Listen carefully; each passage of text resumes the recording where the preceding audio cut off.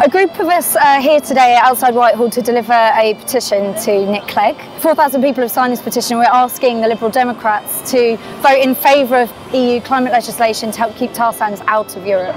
The tar sands are destructive on so many different levels. Not only is it incredibly carbon intensive, but it's damaging local communities. People who live in the area, First Nation people, their lives are being badly affected by this. Community members are experiencing cancer and rare autoimmune diseases as a result of the pollution from tar sands.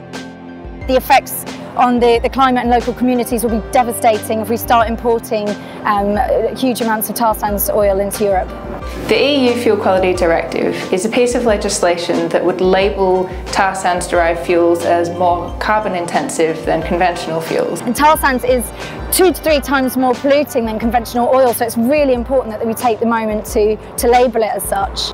Oil companies like BP and Shell have been following the line of the Canadian government. They've been trying to get the UK and other member states to delay or weaken the legislation. The petition today was to call on the UK government to support an inclusion of a tar sands value in the Fuel Quality Directive. Last year, the UK government abstained in the Fuel Quality Directive vote. This year, we're urging them to support. The petition was called for by the Pembrokeshire Friends of the Earth group because they're really concerned that tar sands oil would start coming into Pembroke as one of the first places of import into Europe. Well, the politicians need to listen to what we're all saying about tar sands.